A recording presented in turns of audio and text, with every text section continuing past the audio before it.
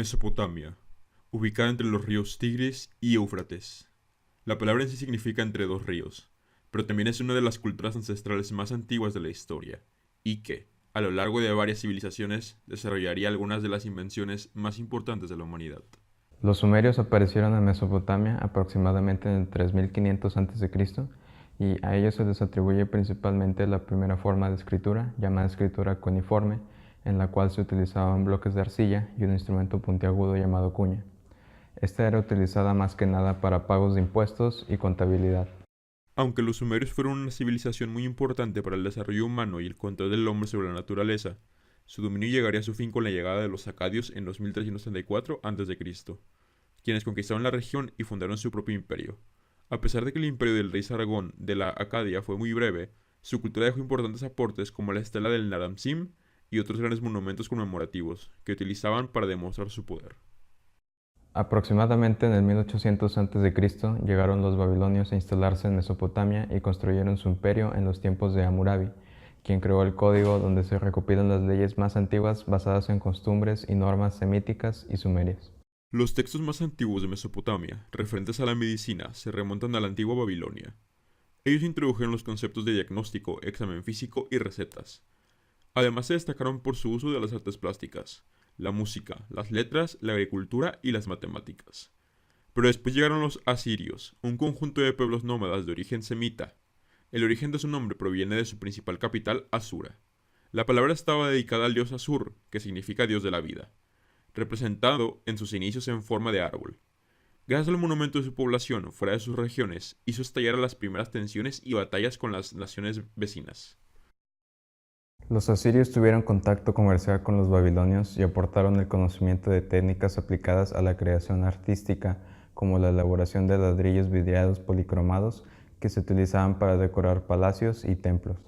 Además de esto, la técnica del relieve que ejecutaban en piedra, diorita, metal y arcilla constituyó un medio eficaz de expresión de sus creencias, su cultura y su concepción de la vida. Después de los asirios llegarían los persas, quienes se originaron de una migración de una comunidad de pastores y agricultores provenientes del sur. Ellos dominaron hasta el siglo IV a.C., y ya que ellos no destruían las ciudades que iban conquistando, de esta forma Babilonia se mantuvo como una de las provincias más poderosas del imperio persa. Ciro el Grande fue la primera gran figura del imperio persa, que llegó a dominar buena parte de lo que ahora es conocido como la India. Los persas, aparte de la agricultura, también practicaban la actividad minera, gracias a la presencia de minerales en su territorio y utilizaban los metales para crear herramientas y armas. En cuanto a religión, sus principios religiosos provenían a gran medida de las ideas del profeta Zaratustra. La sociedad persa se organizó en dos clases, la clase dominante y la clase dominada.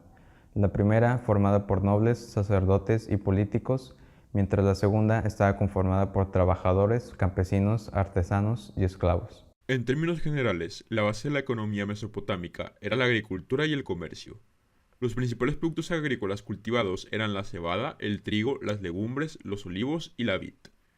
El comercio era muy escaso y por lo general se trazaba con los excedentes de cereales y lana, y se intercambiaban mediante el trueque por piedras, madera y metales.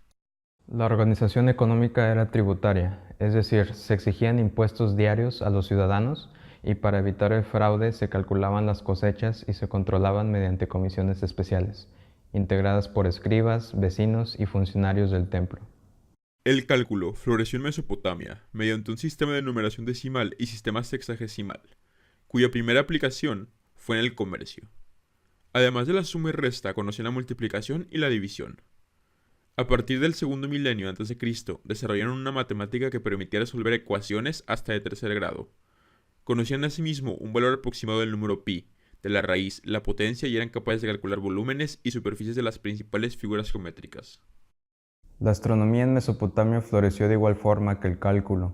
Los sumerios sabían distinguir entre planetas y estrellas, pero fueron los babilonios quienes fueron capaces de prever fenómenos astronómicos con antelación.